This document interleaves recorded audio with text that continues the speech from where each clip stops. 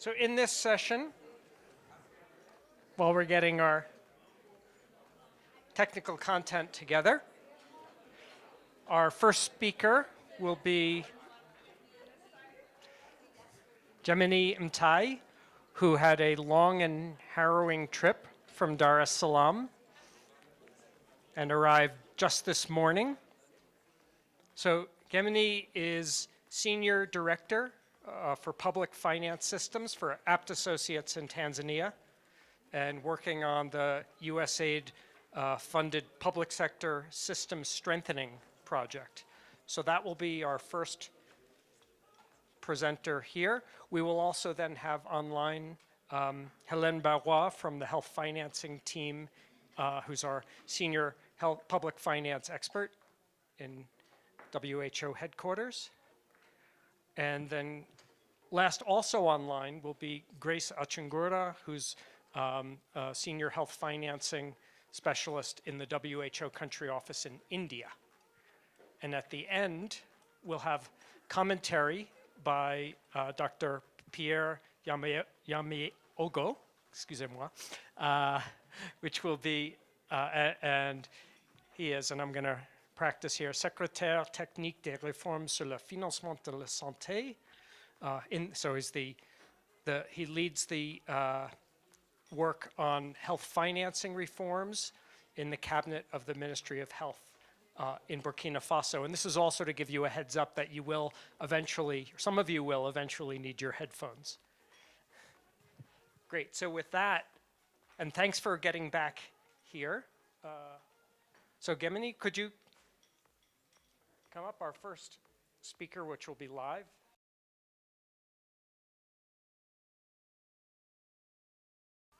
Okay, thank you very much, Joe. So I'm going to talk a bit on what is the business in Tanzania in terms of the alignment of resources with the ends, and we'll give the experience from the direct facility financing. So I will use this diagram to give a background to the DFF, the direct facility financing reform, in terms of where we were, and where are we at the moment. So as a starting, Tanzania is following a decentralization policy, a D-by-D policy, where we have the national central ministries who are responsible for policy making, and then we have the regions, which is a middle layer, which is responsible for the coordination of the policy implementation. And then we have the local government, somewhere they're called the districts, which are responsible for implementation. And we started the decentralization some time back from the early 80s, and until the 1990s, where we had the D-by-D. And through all that process, a lot of the changes that were done were mainly focusing at the national level and decentralizing and devolving resources and management resources to the local government authorities. So before 2017, this is how the health financing flow looked like. We had different pockets of funds that were coming from the system. We had user fee. We started to collect user fee in Tanzania in early 90s. And by then, the user fee were collected at the facility level, but they were submitted at the local government authorities. This is where the user fee were kept. But then, toward the early 2000s, we had the health insurance schemes introduced. We started with the Community Health Fund, and then the National Health Insurance Fund. So the facilities were providing services for the insured population, but again, the claims were flowing to the LGS. This is where the money for the facilities was managed. So for these two, there were a couple of early reforms that started to happen for selected facilities. Like in the mid-2000s, the district hospitals were allowed to retain some of the resources in their bank accounts, like the district hospitals, the regional hospitals. And later on, some facilities that got the support to open the bank accounts were also allowed to retain the facility. But since then, there was no like a national level policy or a regulation that required all the facilities to open the bank account so that they can maintain the fee. So there were malpractices in terms of how the fees were managed. The same thing for the health insurance. The facilities that had a bank account were allowed. And why some facilities opened the bank account in the mid? To a large extent, this was driven, for example, by the introduction of the result-based financing in Tanzania. We started the RBF, I think, somewhere in 2011 in selected regions and selected facilities. So it was a condition for those facilities that we were implementing RBF to open the bank account for the purpose of RBF. So immediately they started to also promote for those facilities to also retain some of these funds. And then, so all these funds, together with the central budgets, were flowing for the, that are budgeted for the facilities, were flowing to the local government authorities. And the local government authorities were responsible to plan, to support planning and budget for the facilities, but they were responsible to procure input for the facilities. So there was no flow of resources to the lower level facilities. It's mainly the inputs that were coming from the local government authorities to the facilities. And again, the local government was also considered to be the managers of the facilities. So they were double functioning. To one extent, they influence the resources that are going in terms of inputs, but also they manage the inputs that are flowing here. You can immediately see some of the challenges that might happen here. So it's a manager of the facilities, is also the influencer of how the quality of the facility or the services that are provided at the facility. But the other challenge that we noticed, although there were some of the facilities managed to submit their plans to the local government authorities, it was not always the case. The LGAs will always supply the inputs across all the facilities. There were cases in some of the local government authorities, the funds that were identified for health, some of the district executive directors ended up diverting some of those money to other priorities. Like, you know, like there might be like, okay, a pressure for education sector, they might take the money from the pool and then direct it to the education. So funds that were flowing for health purpose were really not managed to address the health services gap. And again, all the planning and budgeting and financial management systems were just ending here. So what the facilities were doing was to wait for what the inputs are coming.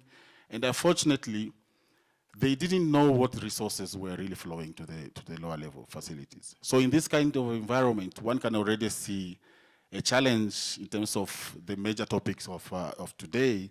How can you align the ends with the means if you don't even know what resources are flowing to your facility? So in 2017 was a major outbreak. This is where we can call it a change of the game in terms of the health financing system in Tanzania. So, and this is when the budget allocation, there were a transformation from the central budget system in the treasury system, where we saw the core budget funds that were flowing to the facilities. So in this year, all facilities were mandated to open the bank accounts. And the driver for this initiative, you know, in Tanzania, we are getting different sources for the budget support. We have the central grants, the core from the domestic taxes. We have the general budget support, which is an earmarked pool that is going to Treasury, but also we have the health sector basket fund. With the old system, although the health sector basket fund was flowing through the Treasury system, the health sector basket fund were also not going to the local government authorities.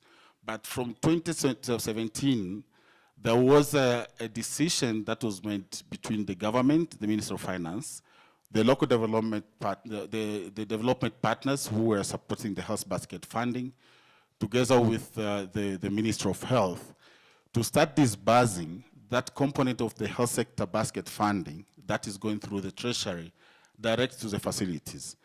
And for the health sector, especially when you're looking at the fund that are allocated for operation, at the facility level, the health sector basket fund is between 60 to 70% of all the total resources that are required for operation, if you leave alone the salary.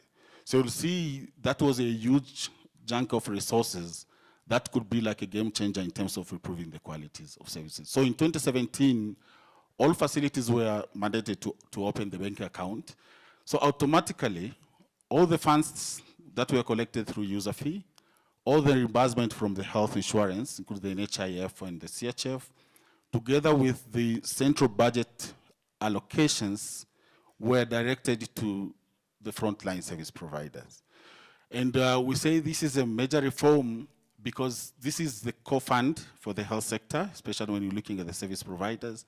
And it was a game changer because we see in Tanzania we managed to introduce some more elements of the strategic purchasing within the core budget funding. And why do we call this a game changer? We tried to divert a little bit from the old system of the line item budget support to a system which is a formula-based capitation payment system, which, as I'll talk in the next slide, it is taking into account the different variations in needs with a focus of targeting the improvement of specific health outcomes in here. But also, we see slowly following the introduction of this formula-based, the push is now going to other funding sources where we are working on the alignment also. With the old system, the community health fund that was collected at the local government authorities was treated as part and parcel of like any other government resources. So the LGAs were collecting the CHF funds from the facilities. Enrollment is happening here. They collect, but they deposit back to the LGAs. And the LGAs were budgeting for the community health fund like any other budget line. But now what we are seeing here, we are trying to align the payment systems as well. So the community health fund at the moment is also a formula-based allocation to the facilities. And we are already opening up also that discussion with the National Health Insurance. They are also improving. The way forward now is to adapt the capitation payment to pay the service providers, but also they're also ongoing with the improvement of the hospital payment system. So the 2017 to us is a key year, and we're seeing a lot of reforms in terms of the effort to align the resources that are flowing into the sector with the priority needs at the facilities. But the other key reform during this time was the extension of the core PFM systems to the service provider level. So while we are talking that we need to align the resources with the ends, it's very important to have a system that will be able to let you monitor whether that alignment is happening, but also a system that will help you to monitor that the resources that are coming here are well spent.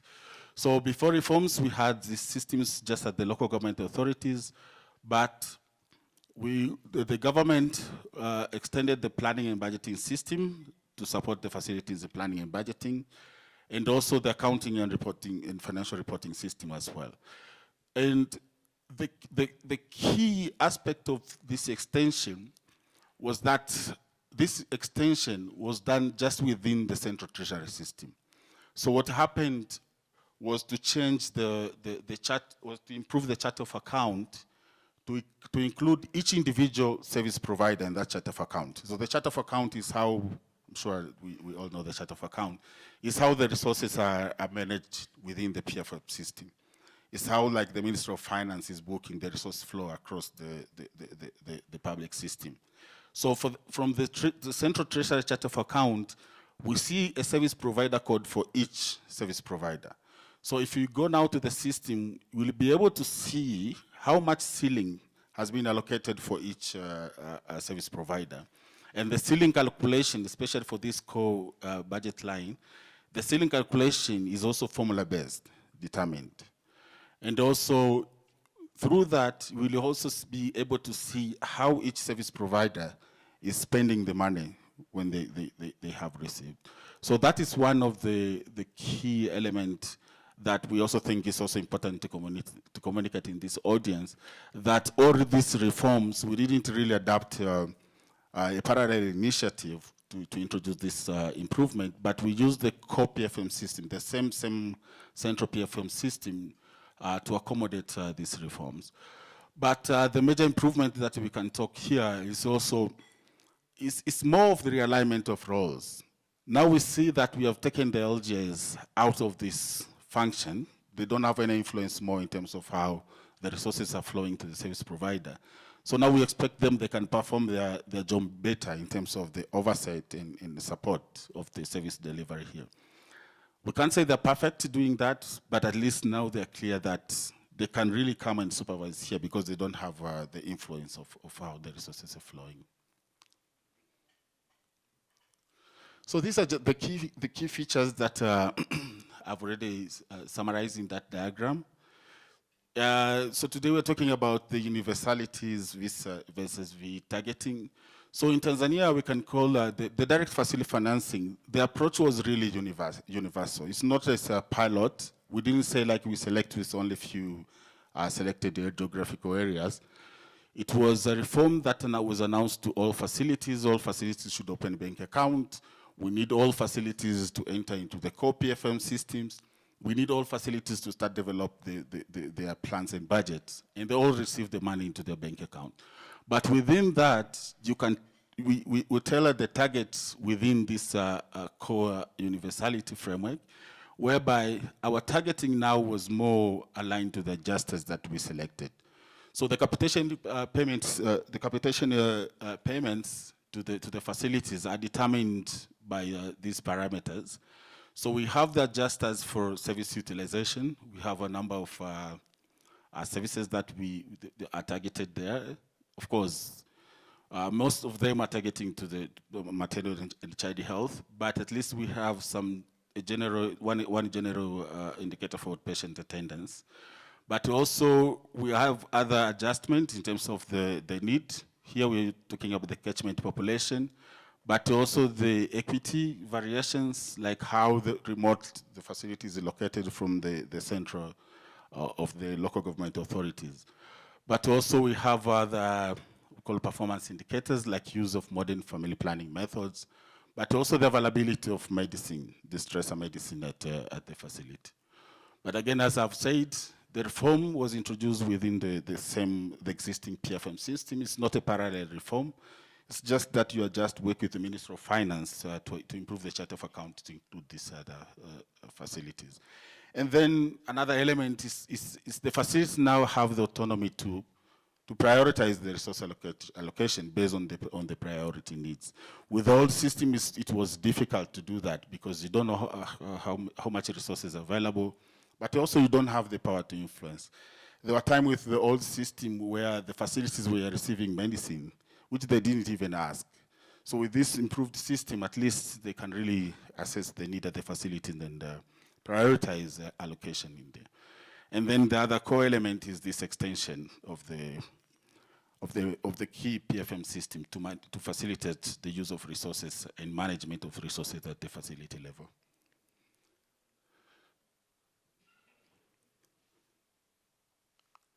So in summary, these are the key takeaways that we would want to say. The most important message is, like, while the Minister of Health might be driving these reforms, and it is important sometimes for the Minister of Health to drive these reforms, but it is good to work with the Treasury, because you're touching the core PFM system. Once you're introducing a health financing reform, you'll find yourself touching the PFM guides. So it's important to work with the Treasury. At least the important aspect is to manage the facilities, the funds to flow to the facilities directly. But that by itself will not make improvement. You will need the systems to support the use of those resources as there. And again, the flow, at least you need to adapt a mechanism that will detach from the old line item control, adapt a formula-based payment system so that the facility can be allocated resource based on needs as well. And then I've said the aspect of balancing, that you have the universality, but within that you can have the targeting based on the variations in need. And the last important to insist is it's good to operate within the PFM system. We shouldn't run away, rather we just open that discussion with the Treasury and let them buy in. It's not an easy discussion, but sometimes it takes time at least. But if you are within there, there's no way where the PFM guys can come and take you back. Thank you, Joe. Great. Thanks, Jim. Thanks. And really interesting and important reform that I think is influencing a lot of countries. And just reflecting also from the morning some of the messages, right? That basically this is system-wide. This is not a project. Okay, this is adjustments to the core financial systems of government, and also you didn't mention, but also includes education. It includes, right? It's multi-sectoral in nature, which may account for the willingness of Treasury to take it on. That is not a special favor for health, and a bit like we were talking about this morning with the Argentinian case. That change of the financial architecture, the move especially towards formula-based payment, creates the flexibility that's needed going forward, because we don't know what the new policy priorities will be. Anyway, I'm going to stop because I'm too excited about this and see if there's any questions or clarifications. Yes? Thank you very much, Gemini, for that very, very clear presentation. I have 2 questions. Oh, my name is Anne from ThinkWell, Kenya. What has been the impact of this DFF reform on service delivery? In terms of, do you have more drugs on the shelves, HRH performance and so on? And then the second, what has been the experience in terms of providers accounting for these funds at facility level? Any challenges? What are you seeing on the ground? Then one other small question. Are there any funds at all flowing to the LGAs? Are the facilities still in charge of purchasing for HRH, for drugs? Yeah, over. Before responding, we'll just take a couple more. Many thanks. My name is Claudio Menes. I'm from Chile. Congratulations for your presentation. Health financial system reform is a great reform itself. It's very complicated. We are talking about money and how governments try to distribute the general budget in a nation. And in this case, one key point that almost we forgot is about the institutional change. How your country is managing the institutional change for achieve a better fit with the financial change that you are moving forward. Thanks. Thanks. We've got 2 more for you. Gemini? Thank you very much for the presentation. I'm Cornelius from Ghana.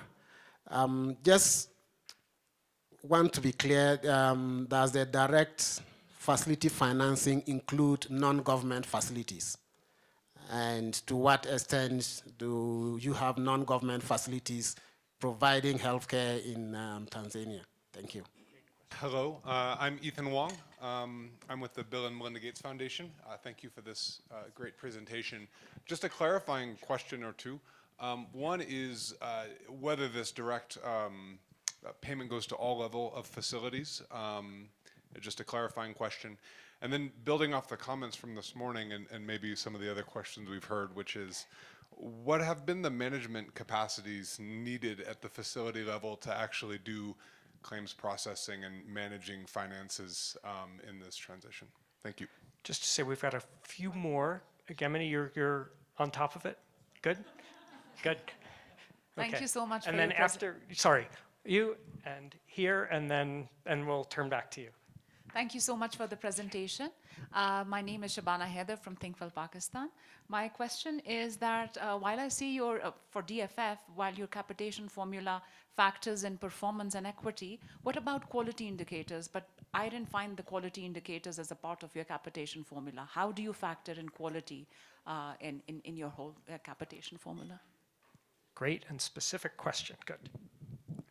Thanks for the presentation. My name is Luis Bernal from Rosario University in Colombia and consultant of the World Bank and Resort for Development. My question is regarding, is there any scheme through which the facilities define the population priorities so that they can account on how those resources are spent?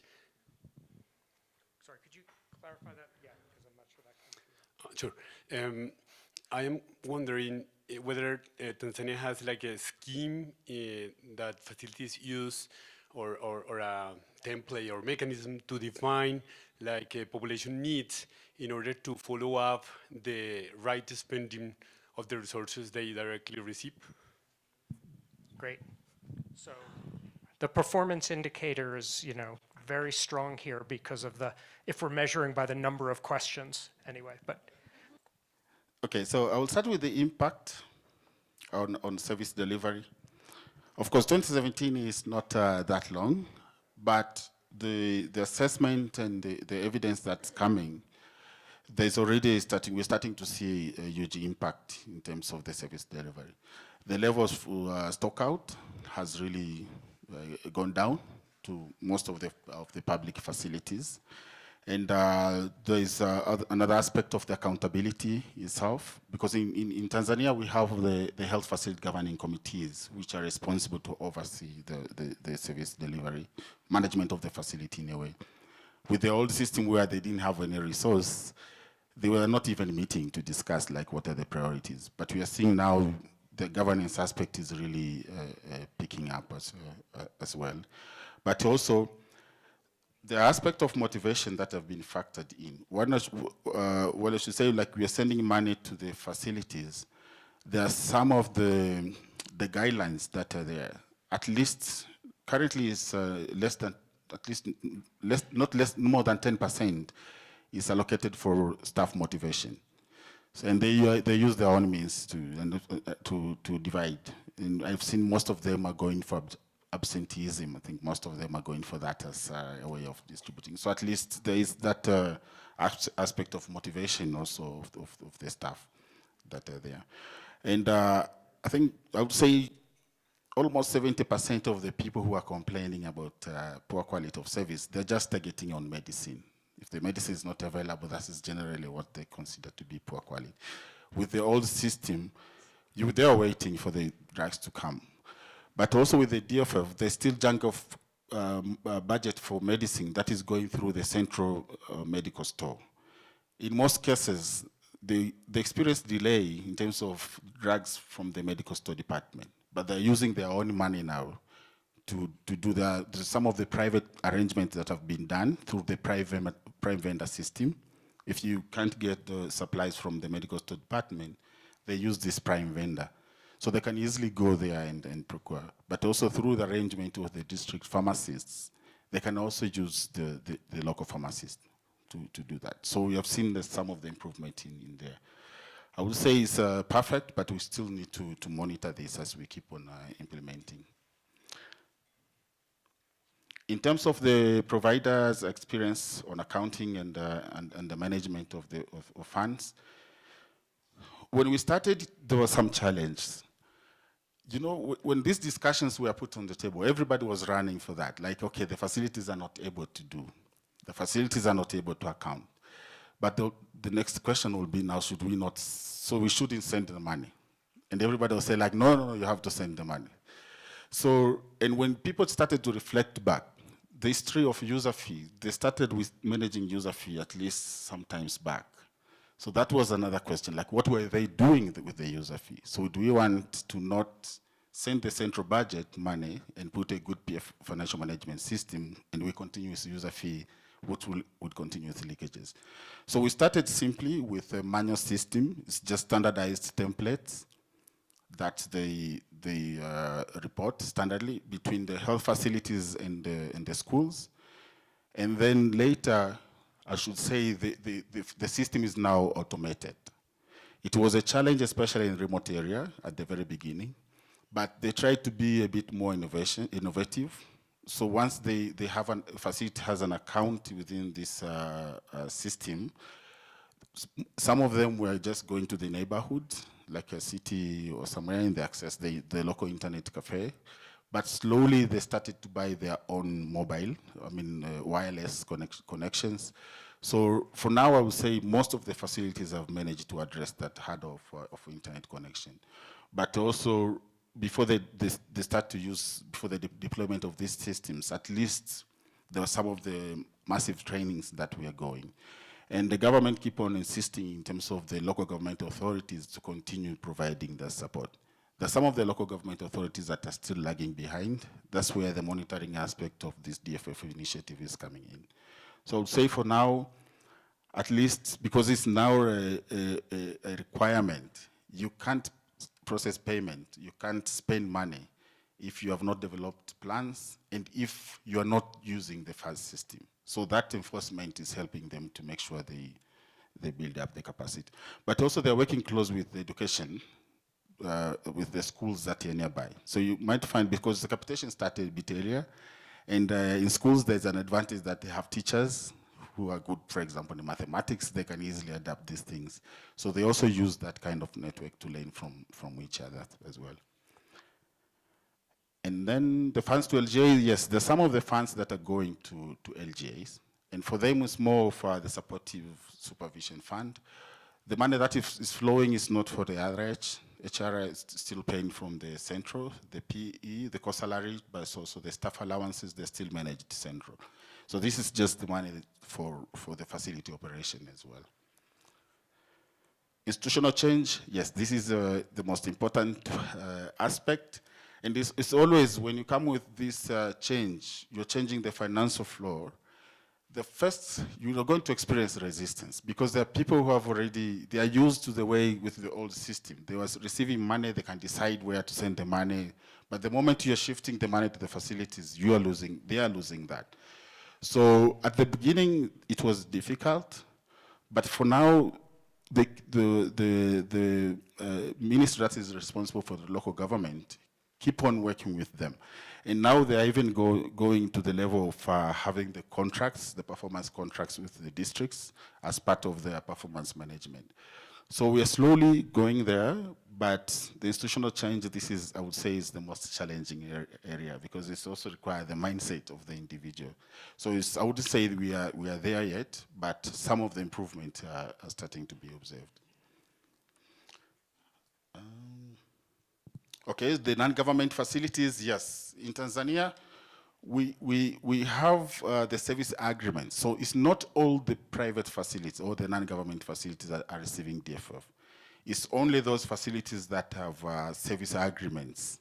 So in some of the districts where, for example, you don't have a district hospital or a district hospital is located very far from the population, there's a tendency of entering into the service agreement with the non-government facilities.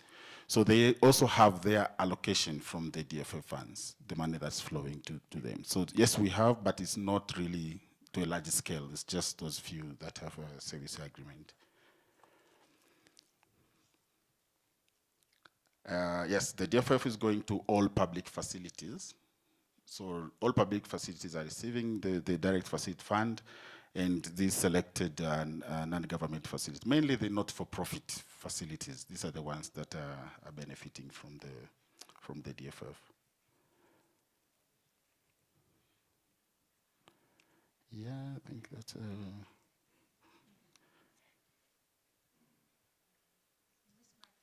Okay, so there was one on terms of the quality, how the DFF is factoring quality. So the way the government was thinking how they can adapt the quality, they mainly took, that's where they put like a performance indicator. Currently they're focusing on two indicators. It's the institutional delivery and also the availability of medicine. So these are the two indicators that are there. So we have not gone to the direction of the RBF where you have like a long list of qualities that's looking at the facility level.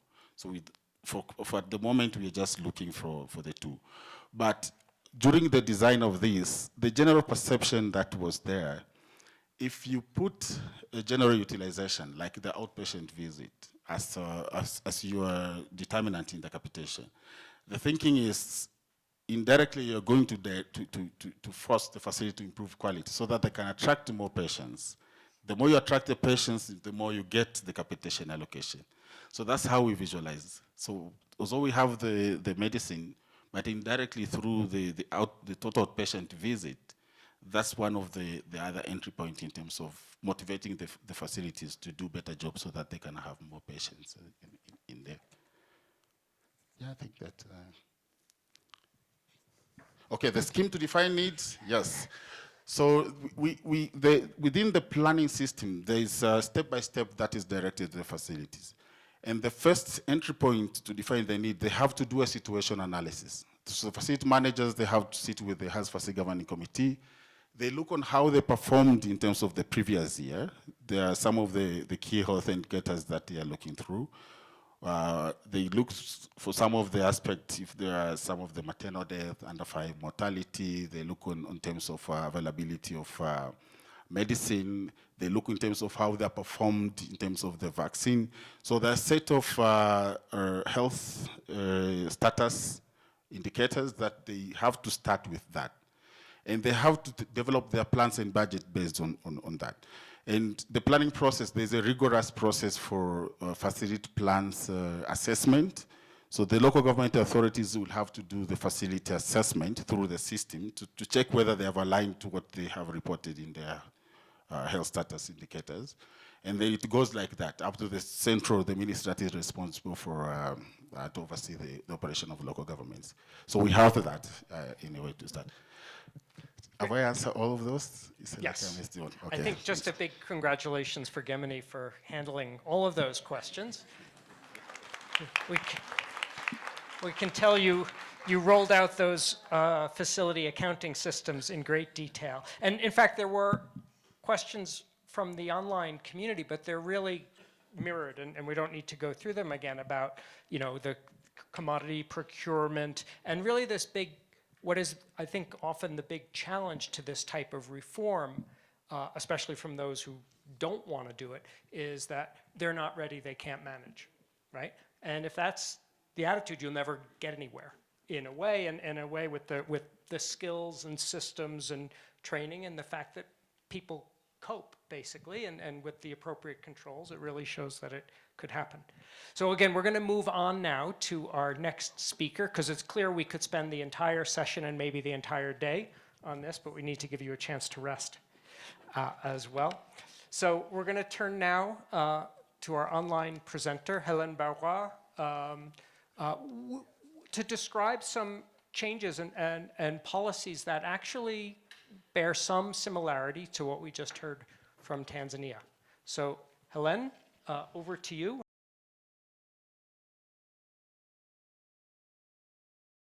Excellent, thank you, Joe, and so hello again. So indeed, so in this presentation, I would really like to talk about how the introduction of targeted free care in 3 countries, and I'll talk about the details in a minute, but how the introduction of this very targeted policy has been actually a catalyst for change in public financial management systems. And I would like to be able to really explain how we see really this change as an opportunity to then expand coverage for the general population. So really going beyond the targeted population, and then to do so through budget funds or through the public budget mechanism. So very much a similar idea and concept that Jiminy has also described earlier. Just to recap, I was saying that I wanted to talk about how actually the introduction of a targeted policy, so targeted free care in this context, has actually been a catalyst, right, for broader changes in public financial management systems. And so in this slide, in terms of background, what I wanted to highlight is that about 15 years ago, 3 African countries, Burkina Faso, Burundi, and Niger. So these 3 countries, they removed user fees for some targeted populations and services, basically for women and children on the five. And this policy was obviously introduced to expand coverage for those groups of population. This was the explicit goal of the reform, to respond to the question of the session. And this was introduced, of course, in a context of very low service utilization, low access to services, and poor financial protection across, I must say, the three countries.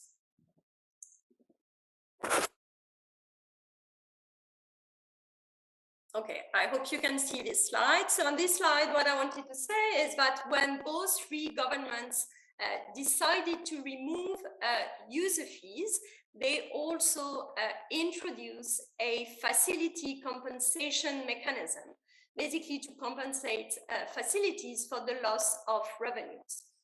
And so in our view, this mechanism has been really critical to, as Joe said earlier, to transform the political declaration about free care into a reality in these three countries. And basically, the reason is that with this facility compensation mechanism, it's meant to provide facilities with the financial means to be able to respond to the increased demand generated by the removal of user fees. And so what I would like to highlight here is that the compensation mechanism involved basically three main aspects or ingredients or key characteristics. The first one was really to secure a budget allocation in the budget. It sounds obvious, but in other countries that actually introduced or removed user fees, the budget was never secured. So in these three countries, first of all, they secure a budget allocation in the budget, pulling together domestic and external resources. Second, they set up a reimbursement mechanism based on claims from facilities, which is here in a nutshell, I would say, the purchasing mechanism for those services from a health financing perspective, right? And third, they enable direct transfers from the treasury to the facilities. And I don't know if you can see here the figure, but I use the example of Niger to really display this idea of transferring money from the treasury down to the health centers and the district hospitals. So three main components really characterizing the facility reimbursement mechanism. And this facility compensation mechanism required to make some broader adjustments to the public financial management systems in the three countries. First of all, what I want to highlight is that the budget allocation for the free care program is now planned and costed based on outputs. That is to say, in this case, the number of services times the defined tariffs. And this budget allocation is also formulated as a lump sum. This is the second stage in this budget cycle figure, if you can see it. So the budget allocation is formulated as a lump sum, or if you wish, as a programmatic type of line. And this is a major change in the budgeting practices in contexts where the tradition was really focusing on input-based budgeting. Budget execution process was also much simplified for this new funding channel. So this is the third stage, if you wish, in this budget cycle figure. As I said earlier, there was an introduction of a financial transfer from the treasury directly going to the facilities. And then the last point that I wanted to highlight in this series of changes to the PFM system is that the logic of accountability has also shifted from, I would say, an accountability that was historically based on the consumption of certain inputs to really an output-based reporting logic and really moving towards this idea of being accountable more on the services delivered and on the outputs. The point that I would like to make, really reflecting on these broad changes, is that although the changes that I've just described were made, I would say, specifically for the free care policy, right? We are really convinced that those changes could also obviously serve other services, right? Going really beyond just the targeted services for women and children. And this is where we think it's really foundational from a health financing perspective, because it really offers the opportunity for coverage expansion, as I said, through the budget and through non-contributory approaches. It shows, in my view, that those non-contributory budget-funded approaches are then feasible. They are possible, right? Even in very low-income contexts. And that those PFM adjustments that we have described are then the real means of making them feasible and possible for whole health services. Again, within the existing public finance systems, as Gemini said, without going outside of budget.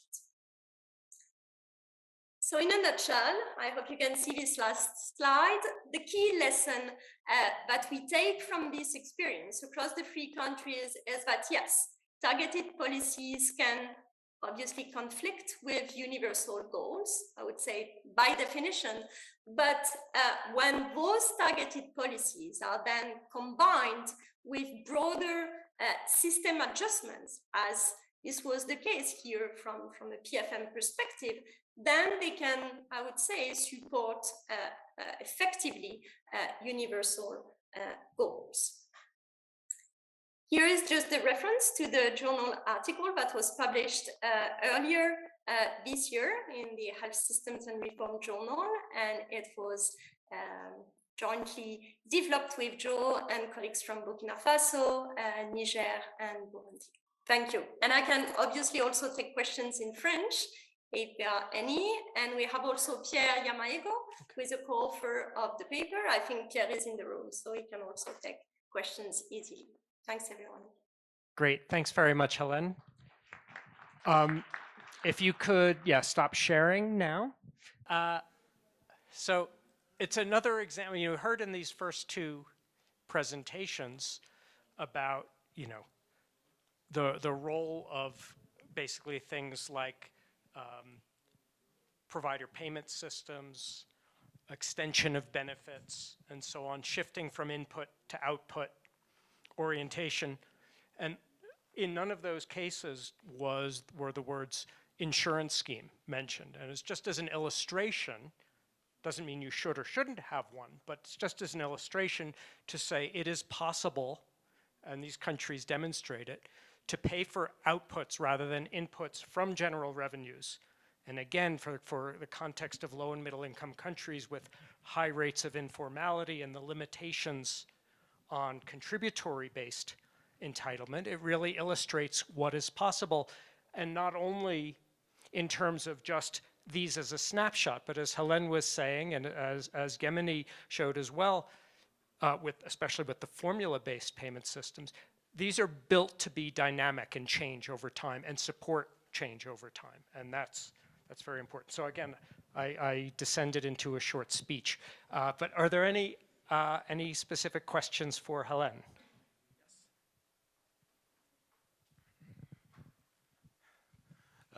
Thank you. I'm Jose Garay from Peru.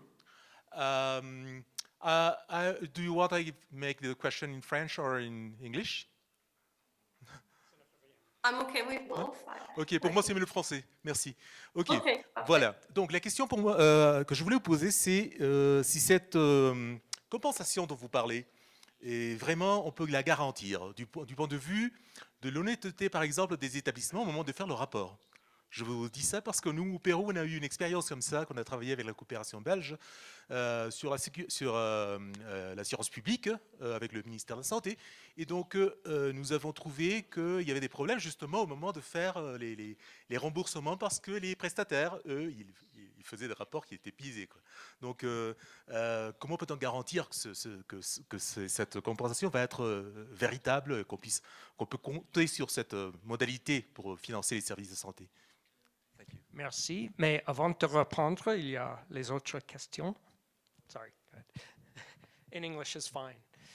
If not. Great. Thanks so much for the excellent presentation. So I have a question. Just introduce yourself. Oh, sorry. I'm Stephanie Hyung. I lead the health financing and health workforce programs at Chai Malawi.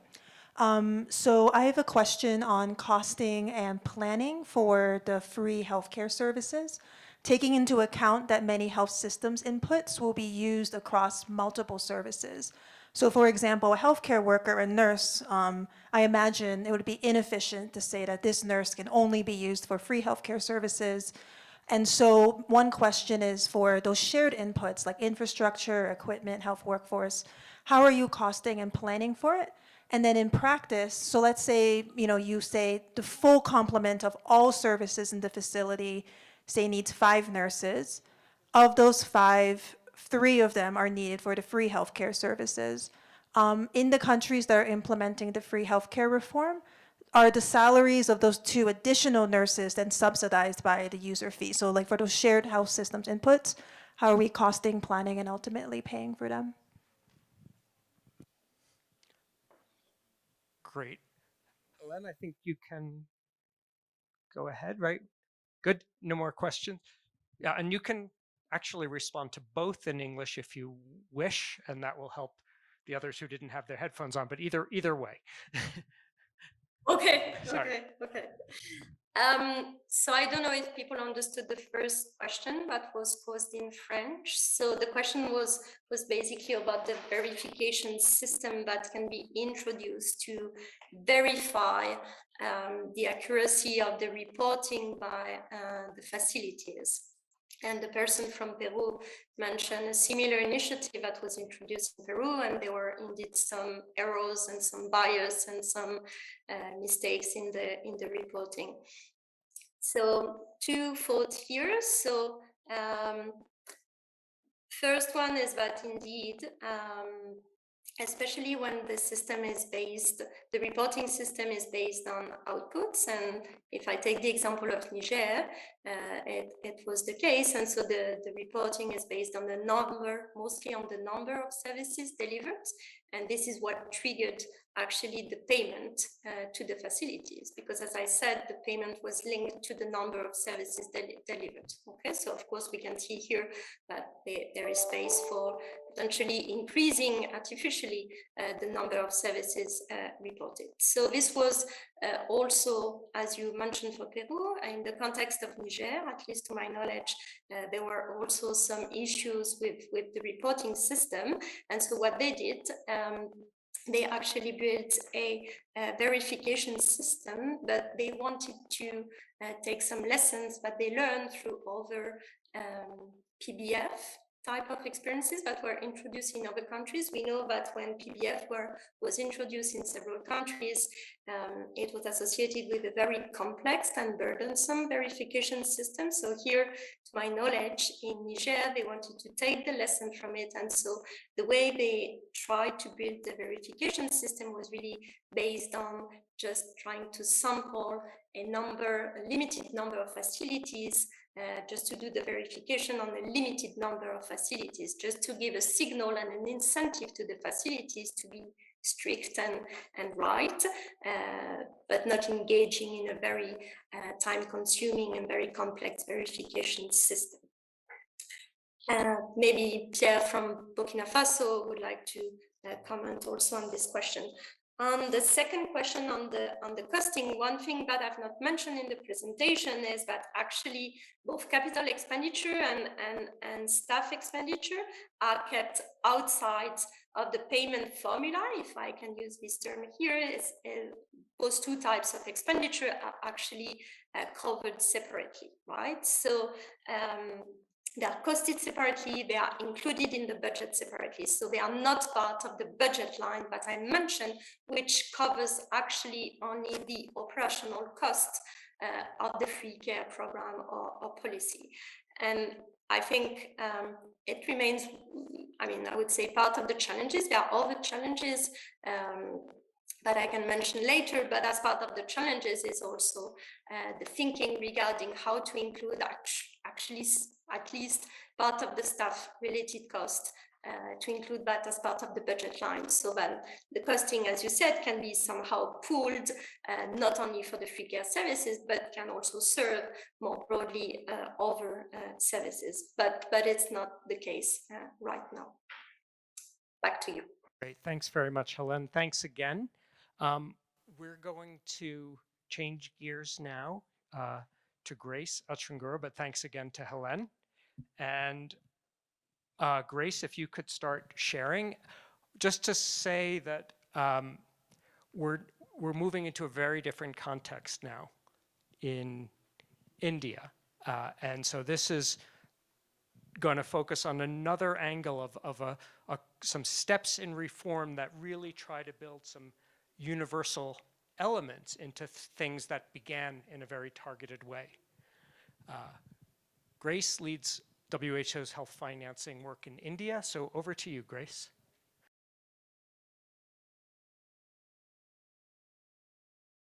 All right, well, for me, it's good evening. It's 10 p.m. here.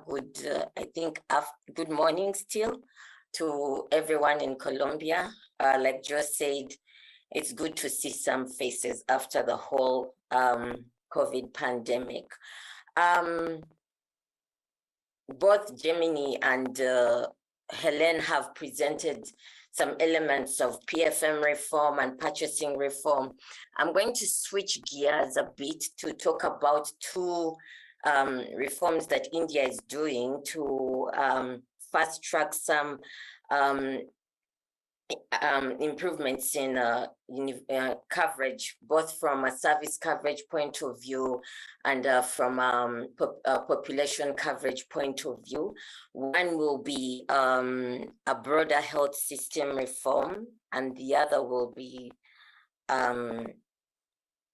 a health financing specific reform, specifically around pooling. So I'll start off with a federated health information system that India is developing for UHC. So in 2018, the current government started at that time a two-pronged approach towards UHC, accelerating reform for UHC that included a focus on primary health care, where they wanted to put into place health and wellness centers through which they would deliver a comprehensive primary health care package to accelerate prevention and wellness. They also put in place the largest health insurance, publicly subsidized health insurance scheme that targets 40% of the population, which is poor and vulnerable, and that comes to almost 500 million people, with an annual cap of coverage per family of about 7,000. But over time, they have also, this Ayushman Bharat flagship program of the Prime Minister has also included now a digital mission, which was launched nationally last year in October, which is the focus of this presentation, as well as a health infrastructure mission that is really supposed to shore up the frontline, as well as laboratory services for surveillance in the wake of COVID-19.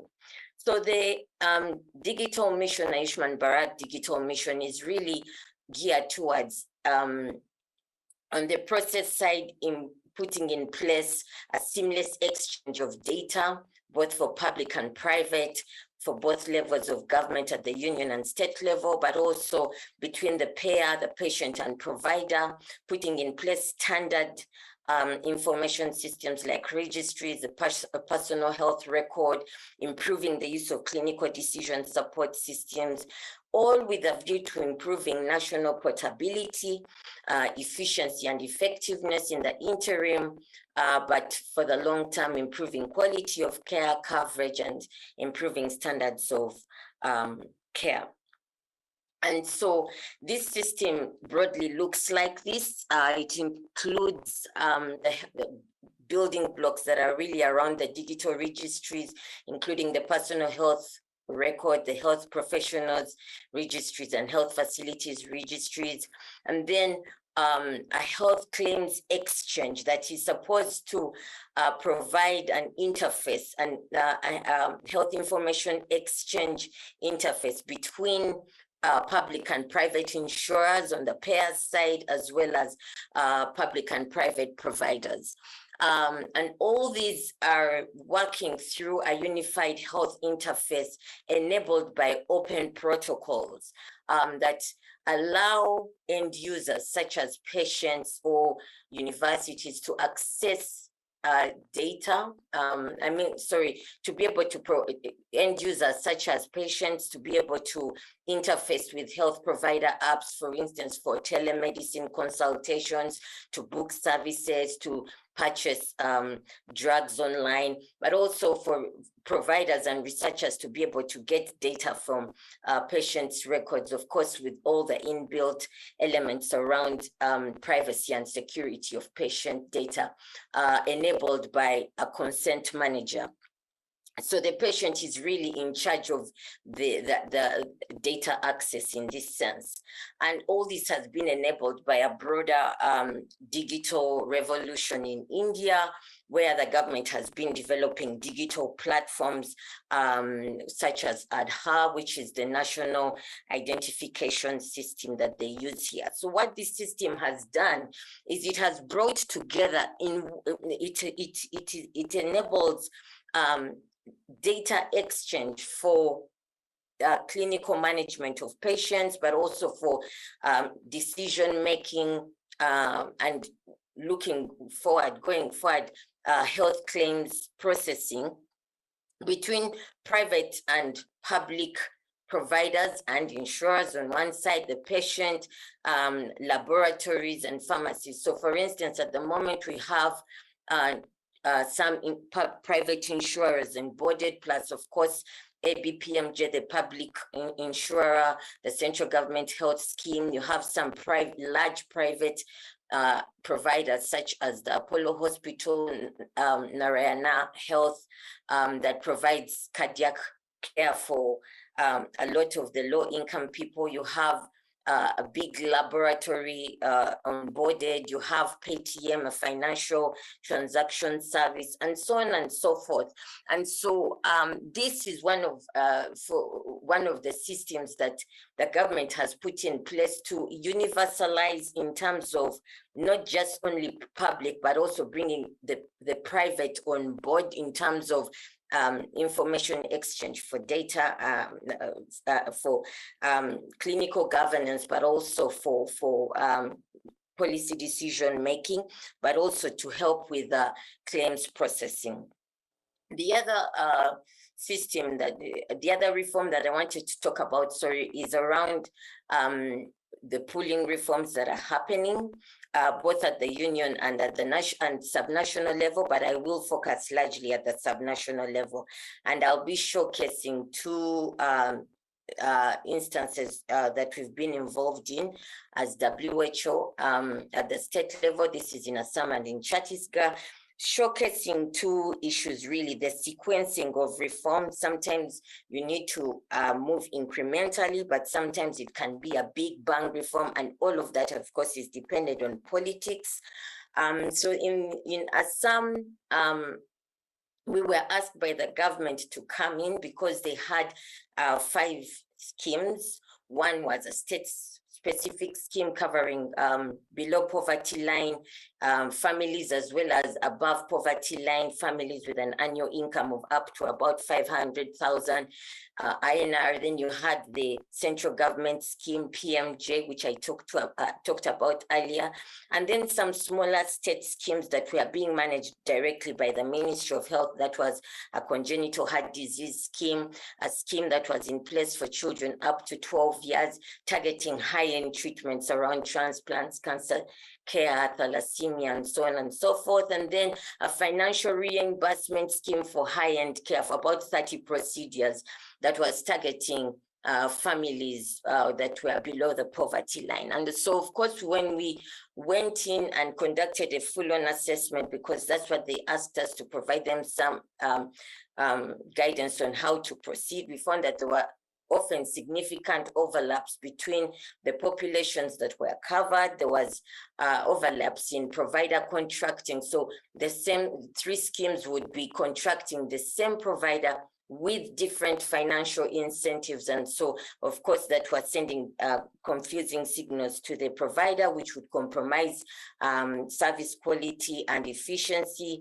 We would have significant overlap in the scope and type of services covered. So for instance, with AAA, which was the state-specific scheme, and PMJ, we had about 47% of packages covered in AAA, also being covered by PMJ for similar populations. And so there was a real need to rationalize.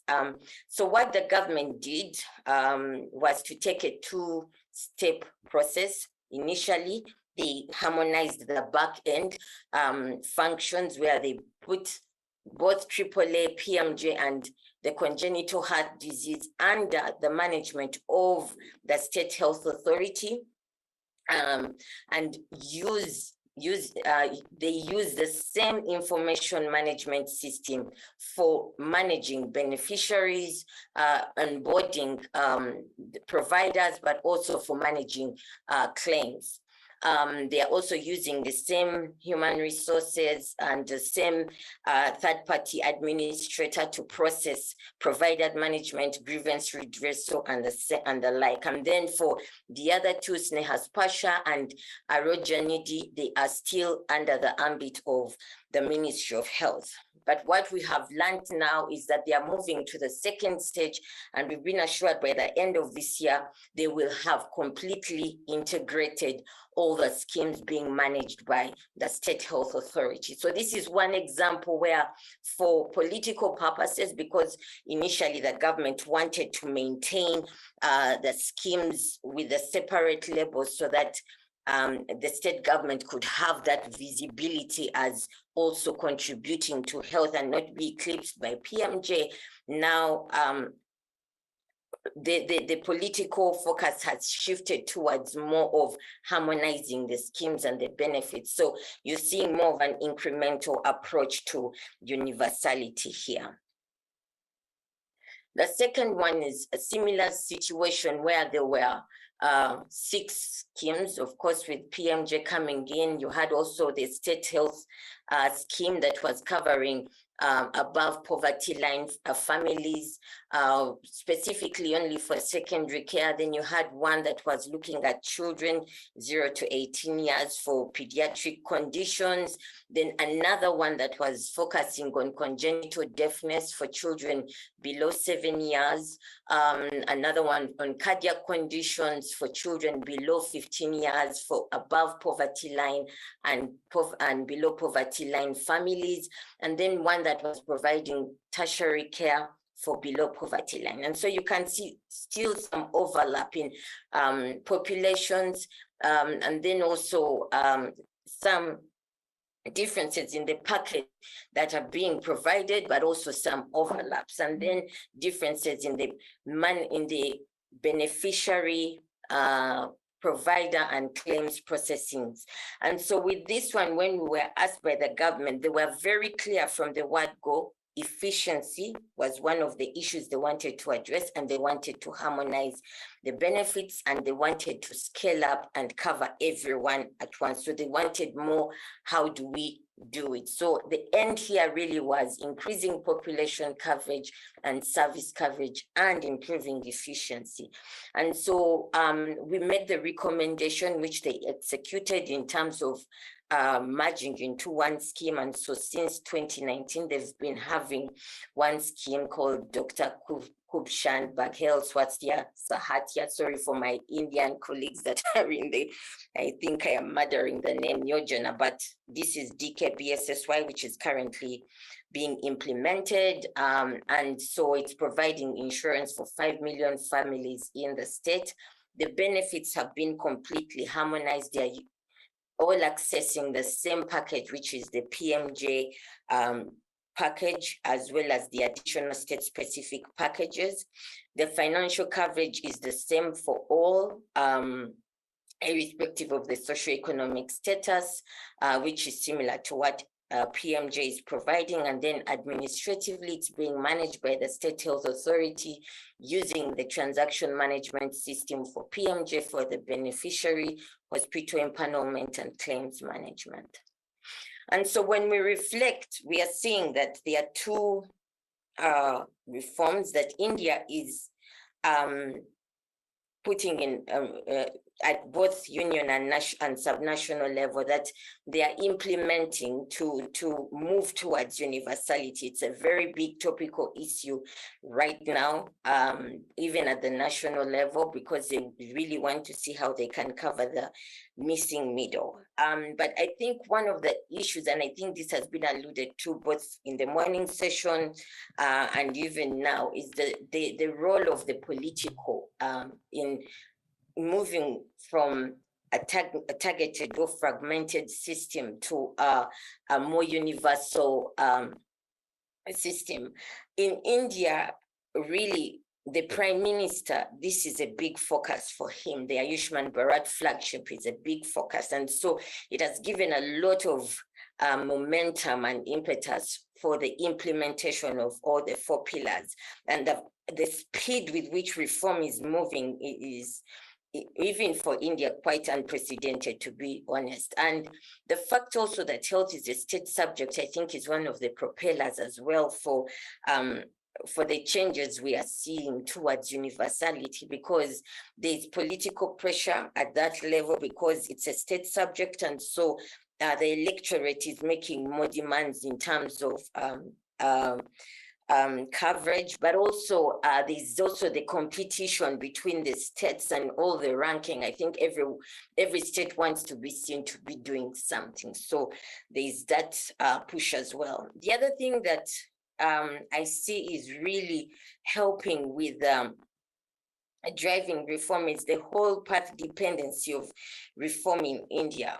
On the digital side, the government already had the Digital India program, whereby as much as possible they are trying to digitalize everything to drive service delivery. And with that, we've had some successes like the ADHA program, the Diksha program that is driving some changes in education. And so based on the learnings from those different sectors, it helped with speeding up the progress with the development of the digital mission, but also the ADHA and other platforms were used as baseline platforms on which they could build this federated system. On the health financing side, of course, lessons from some forerunner states as well that have integrated have helped other states to move forward, but also learnings from like RSBY have helped them to know what not to do or what to do better. And then the other thing now that we are seeing going forward, I think, for India is with the universalization, especially on the health insurance side, as they are scaling up the package, because every time they keep adding, but also as they are increasing population coverage. Now, health expenditure, the costs are becoming a huge pressure on the states.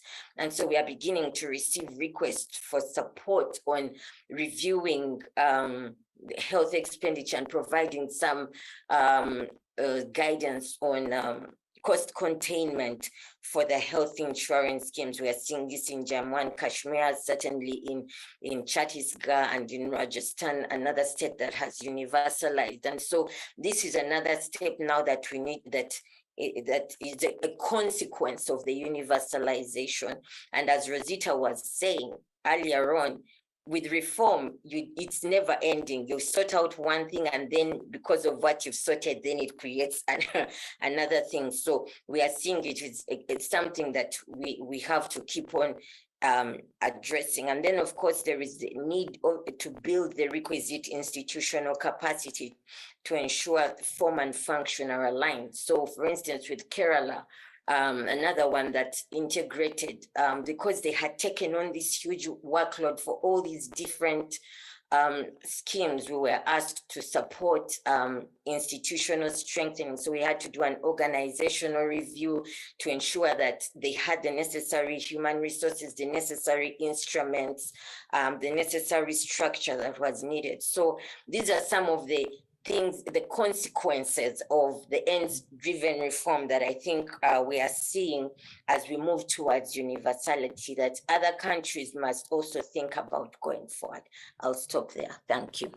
Great, thanks very much, Grace. So much to summarize. And we did have, I think, in a way, in connecting why this together with the other sessions or the other presentations here, in a way, it's a very good illustration of thinking at a system level and how to embed schemes within that and how to unpack, in a sense, the different functions. So when we saw for the first two presentations what could be universalized, and a lot of that focused on the underlying financial architecture of the PFM changes that were needed.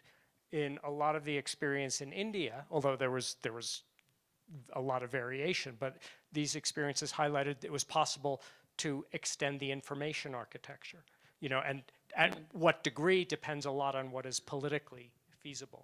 So we're running a little bit tight on time. I don't know if there's any one or specific question for Grace, or else maybe to hold to the end, because just to say we're now very lucky to have Pierre Yamiago, who I said is playing a lead role in the Ministry of Health of Burkina Faso on health financing, to offer some reflections from a policymaker perspective. This will be in French, so just to be sure if you're not good enough in French like me, probably need to use the headsets.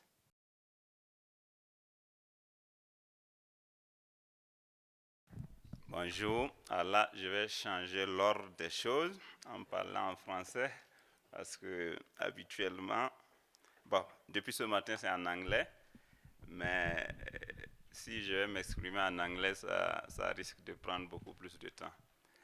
Alors, pour la problématique qui a été abordée avec les chercheurs et Hélène Baroua, et également avec le collègue de la Tanzanie sur l'alignement, j'ai juste 3 points principaux à échanger avec vous sur la question spécifique liée à l'utilisation des ressources du budget de l'État pour atteindre beaucoup plus de résultats que pour mettre dans les intrants. Alors, le premier point que je voulais juste partager avec vous, ça concerne surtout la partie engagement économique et politique, et surtout le fait qu'au Burkina Faso, nous avons gardé à l'esprit que la réforme concernant l'utilisation des fonds pour permettre aux femmes et aux enfants d'avoir accès aux services doit être bâti sur le système de telle sorte à ce qu'on garde les acquis du système et on améliore ce qui est insuffisant. Et pour ce faire, nous avons opéré 3 points majeurs. Le premier point pour lequel on a pu opérer, c'était une négociation, c'était un dialogue direct avec le ministère en charge des Finances. Nous avons fait au moins 2 semaines de négociations sur le fait qu'il faut une dérogation spécifique sur des points pour que nous puissions être efficaces dans l'utilisation des ressources. C'était tendu, c'était difficile. J'ai suivi tout le processus en 2016 pendant 2 semaines et après, je suis même tombé malade, mais le résultat a été, premièrement, les règles des finances publiques. Nous avons proposé de transférer directement les ressources financières du trésor public jusqu'aux formations sanitaires. C'est ce que Hélène a fait ressortir. Et ça, vraiment, c'était une grande réforme. Deuxième avantage, nous avons demandé au ministère des Finances que nous ne voulons pas d'intermédiaire dans ce processus de transfert, et ce processus de transfert doit se faire en avance, c'est-à-dire que ce n'est pas des remboursements. On met de l'argent dans la formation sanitaire pour que la formation sanitaire puisse faire la liquidation, le paiement, les facturations et surtout garde toutes les pièces justificatives sur place. Deuxième point majeur que nous avons pu négocier et puis à garder, c'est le processus de contrôle. Elle a abordé ça ici, mais nous avons demandé à ce que ce soit des contrôles après service fait, des contrôles a posteriori. Il ne s'agit pas de prendre les factures pour vérifier avant de payer, non, il s'agit de donner tout l'argent et maintenant on a externalisé le contrôle en donnant le pouvoir aux organisations de la société civile qui vont dans les formations sanitaires pour pouvoir s'assurer de l'effectivité, du niveau de satisfaction des patients et surtout du retour des familles par rapport aux services qui ont été offerts gratuitement. Le troisième point majeur qui a été négocié favorablement avec les finances publiques, ça concerne la facturation électronique. Nous avons dit en son temps, si on allait refaire monter toutes les pièces justificatives des papiers, il faut peut-être un grand stade pour pouvoir stocker les pièces. Donc, on a digitalisé le processus de telle sorte à ce qu'aucune facture physique ne vienne dans mon bureau. Donc, depuis 2016 jusqu'à présent, ça y est sur DHS2, une plateforme électronique où chaque centre de santé met toute sa facturation, et c'est une facturation sous forme de groupe homogène de prestations. On ne fait pas par prestation, mais on a regroupé pour pouvoir faciliter le paiement des différentes factures. Donc voilà vraiment la négociation fondamentale qui a été faite avec le ministère des Finances après 2 semaines de négociations intensives, et il a fallu attendre 2 ans de mise en œuvre pour que le ministre des Finances et le ministre de la Santé puissent signer les documents officiellement sur la base des leçons apprises pendant les 2 ans de mise en œuvre de cette réforme. Et depuis lors, c'est cette approche-là que nous utilisons pour pouvoir couvrir. Deuxième élément capital que je voudrais noter par rapport à l'utilisation des fonds, ça concerne surtout au niveau même du ministère de la Santé. À ce niveau, il était question de revoir l'architecture surtout en gardant un certain nombre d'éléments qui sont capitaux et en alliant les partenaires. Je vais prendre juste un exemple, puisqu'on n'a pas beaucoup de temps. Les médicaments. Avant la gratuité, on a un circuit d'approvisionnement des médicaments. Et nous avons dit en son temps, on ne va pas créer une liste de médicaments gratuits à part et une liste de médicaments non gratuits à part, parce que ça va créer 2 stocks et ça va mélanger le dispositif. Donc nous avons demandé à la centrale d'achat de nous donner la liste exhaustive. Ça faisait 262 médicaments répertoriés, mais on n'a pas voulu estampiller sur les médicaments pour dire ça c'est gratuit, ça c'est pas gratuit. Donc, les formations sanitaires continuent de venir prendre les médicaments normalement, et c'est la facturation électronique qui nous permet de savoir quels sont les médicaments utilisés pour la gratuité ou pas. Et deuxième élément avec l'approvisionnement, nous avons négocié pour dire, quel que soit le niveau de paiement des factures, vous ne devriez pas refuser d'approvisionner un centre de santé qui doit de l'argent à la centrale d'achat des médicaments. Et nous avons par la suite développé ce que nous avons appelé en 3e position le dispositif de facturation, de paiement avec une clé de répartition sur les 2000, bon, le Burkina compte 2380 formations sanitaires. Donc, si on doit pouvoir faire une répartition des fonds, il faut trouver une clé automatique.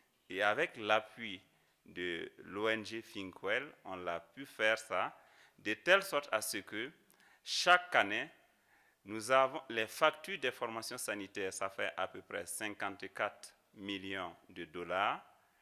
Le gouvernement enlève en gros 49 millions de dollars, ça fait à peu près une couverture de 91%. Maintenant, comme on ne peut pas couvrir à 100%, il faut trouver une clé de répartition équitable de telle sorte à ce que les 49 millions puissent être répartis sur toutes les formations sanitaires.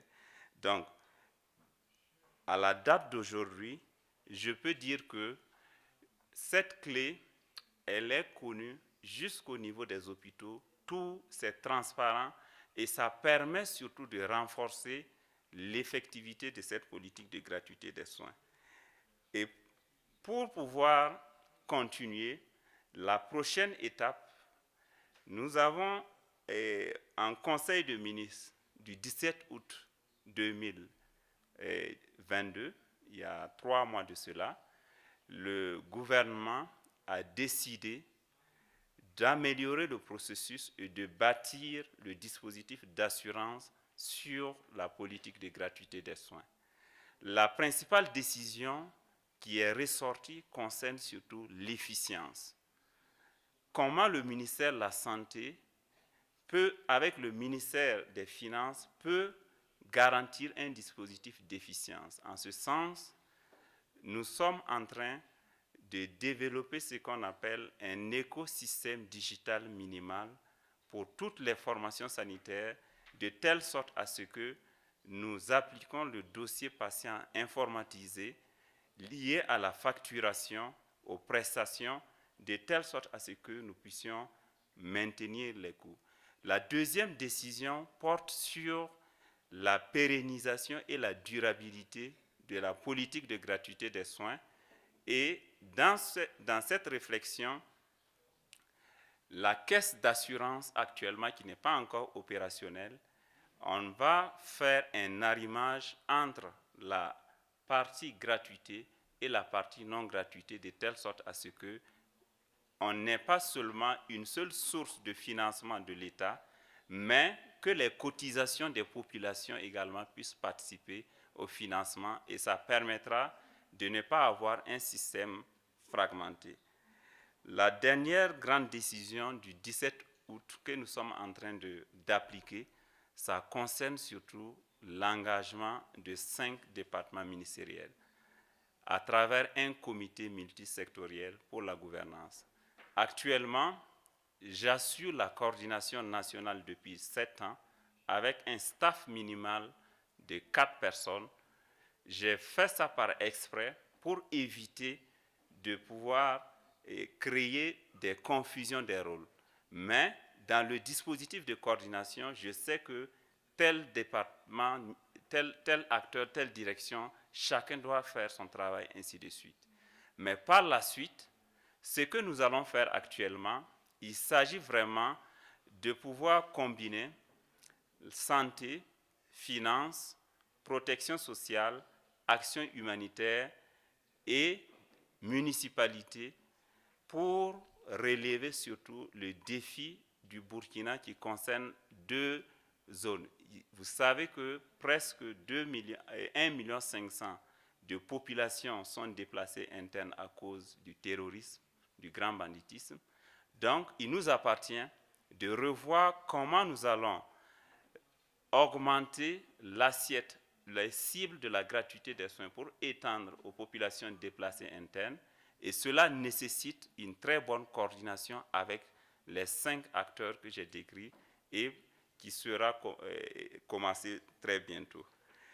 Pour terminer avec l'alignement dont le collègue de la Tanzanie a parlé, juste partager l'expérience du Burkina. Nous sommes presque dans la phase finale de réussir ce que nous appelons la cartographie dynamique des ressources accessibles sur Internet. Cela consiste en quoi? Nous avons des financements du budget de l'État, nous avons des financements des partenaires, nous avons des financements du secteur privé, etc. La problématique qui se pose souvent, ce n'est pas souvent la quantité de ressources financières qui pose problème, mais c'est comment on développe l'intelligence optimale pour utiliser les ressources déjà existantes. Donc, nous avons créé sur une plateforme électronique une cartographie qui permet à chaque instant de savoir qui fait quoi, quand, où, combien et pour quelle durée. En d'autres termes, pour chaque partenaire qui a accès au code, il peut savoir le paquet de services qui est développé dans telle zone, le montant afférent, la durée de l'intervention, et en ce moment, au niveau du ministère de la Santé, dans le département que je dirige, dès qu'un partenaire veut intervenir, on sait déjà que ici, il y a des zones vides, il ne faut pas aller ici parce qu'il y a des doublons, ainsi de suite. Donc ce système vraiment permet d'être très très efficace et de pouvoir résoudre la problématique de la fragmentation. Donc voilà en gros résumé quelques points. Et je voulais juste conclure en 3 points pour dire qu'il faut toujours commencer et mettre en place des dispositifs transparents, simples, avec un staff réduit, simplifié, surtout des dispositifs de rétro-information. Deuxième conclusion que je tire, l'engagement politique et économique est très très important. Et cela va de soi avec la fenêtre d'opportunité. On ne peut pas faire une réforme sans qu'on ait une fenêtre d'opportunité. La fenêtre d'opportunité, on peut la créer ou bien on peut attendre et puis profiter. L'exemple du Burkina, c'était pendant l'insurrection en 2014 qu'on a utilisé cette fenêtre d'opportunité pour pouvoir lancer le processus et jusqu'aujourd'hui, on ne peut plus revenir en arrière. Et le dernier point, c'est surtout associer l'évidence dans toutes les prises de décision. Et dans cette dimension, je me réjouis d'être vraiment parmi les chercheurs. C'est un forum dédié à la recherche en santé. Et au ministère de la Santé, je travaille beaucoup avec presque tous les chercheurs et j'ose espérer qu'on continuera ainsi. Merci beaucoup. Merci. And thanks very much. I mean, it's remarkable hearing of, again, as best I understood, the commitment to really try to take on the issue of fragmentation and mitigate in the ways that are technically and politically feasible. So that's very important. And again, really fitting with the theme of the session. And I think as well, this point that actually a lot of the way that fragmentation has arisen over time creates an incredible complexity that is very difficult to manage, very difficult to track what's going on. And so a lot of what we're talking about, a lot of what you described is actually simplifying things or trying to. But as you said, it's not so easy to simplify given all of the interests involved and the engagement. So I wanted to see if there's any questions, comments, any issues that from the floor? Yes. Yeah. Thank you. I can speak in French. That's okay. And introduce yourself. Thank you. Merci beaucoup pour cette présentation. If you could also introduce yourself. Yes. Oh, okay. My name is Lynn. Je suis consultante à WHO Barcelona Office for Health System Financing. Donc, je travaille dans la finance des systèmes sanitaires. Et tout d'abord, je souhaite vous féliciter vraiment parce que c'était impressionnant d'écouter tous ces success stories des health reform à Burkina Faso. Je voudrais justement poser une question sur la négociation que vous avez faite avec le ministère de Finances. Parce que travaillant dans ce domaine, je sais que c'est vraiment c'est là où on arrête parce que c'est vraiment là la conversation difficile qu'on doit toujours faire avec le ministère de Finances. Donc, est-ce que vous avez mis en place des rapports de suivi que vous pouvez présenter devant le ministère de Finances, genre disons dans 4 ans, 5 ans, justement pour prouver le succès de ces réformes-là et de démontrer les résultats qui sont vraiment impressionnants? Merci.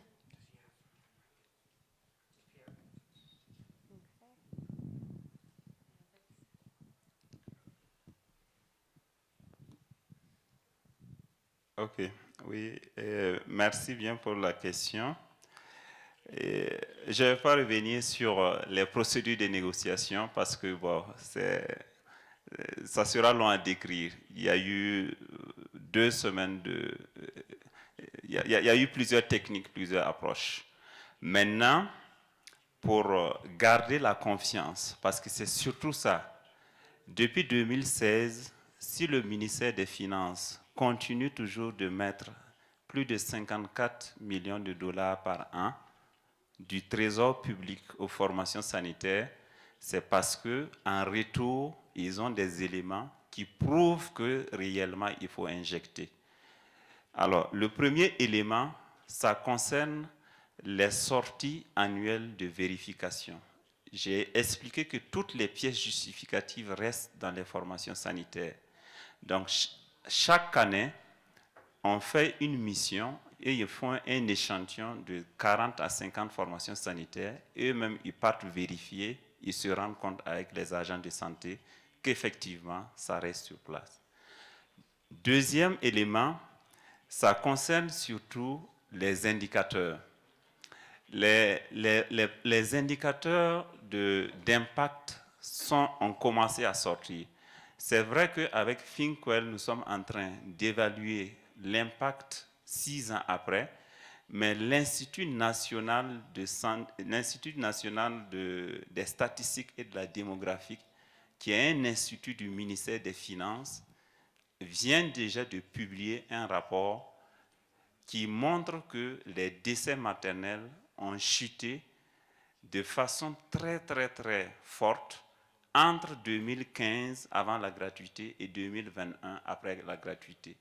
C'est la même chose que les décès chez les moins de 5 ans, qui est passé de 81 à 48, les décès maternels de 330 à 222, et surtout les accouchements assistés qui sont montés jusqu'à 93%.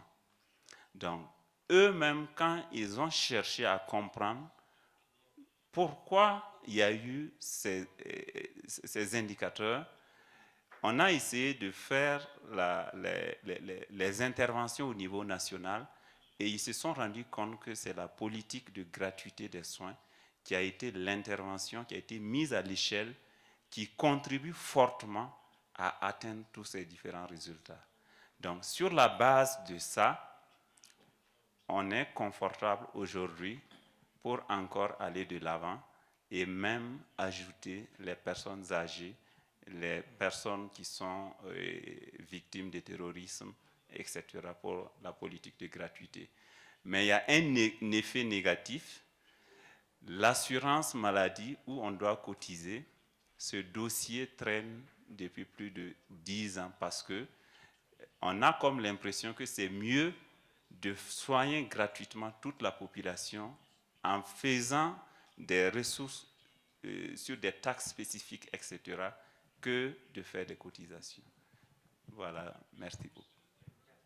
And just before we close, I know Hélène wants to come in with some comments on this, and then we'll wrap up and prepare for lunch and what will come after. But Hélène? Okay. Yeah, if you allow me, I'll speak in French, so there's the translation. So, je voulais rebondir en fait sur 2 aspects. Le premier aspect, c'est plus un aspect politique par rapport à ce qu'a dit Pierre.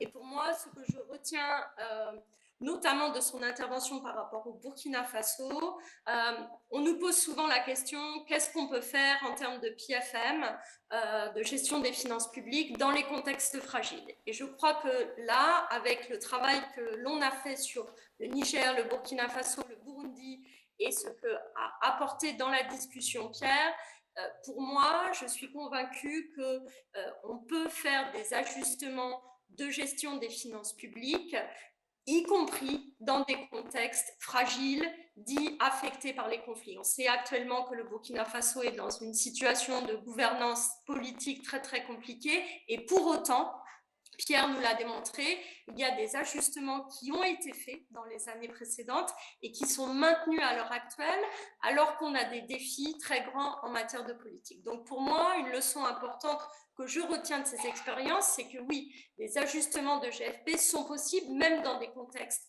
très fragiles, et que même dans ces contextes-là, il y a de l'espoir à travailler au sein même des systèmes avant d'aller chercher la mise en place de systèmes parallèles d'assurance maladie qui, on le sait, vont fonctionner de manière très très compliquée dans ce contexte. Donc ça, c'est la première chose sur laquelle je voulais rebondir. La deuxième chose, c'est plus un point technique. Comme je l'ai présenté, le concept de compensation des formations sanitaires est le même pour le Burundi, le Niger et le Burkina Faso. Mais il y a une différence que je n'ai pas eu le temps de mentionner et que Pierre a soulignée, qui me paraît importante de remettre dans le contexte ici, c'est qu'au Niger et au Burundi, c'est bien un système de remboursement. Donc, les formations sanitaires sont remboursées après avoir délivré les services, d'accord? Mais on est toujours sur un système de transfert du Trésor vers la formation sanitaire, alors qu'au Burkina Faso, après avoir testé ce système de remboursement, ils ont shifté vers un système de prépositionnement, c'est-à-dire que les fonds sont prépositionnés à l'avance, une sorte de lump sum, pour les formations sanitaires, et elles vont pouvoir puiser dans ce fonds pour ensuite couvrir leurs frais liés aux dépenses de gratuité.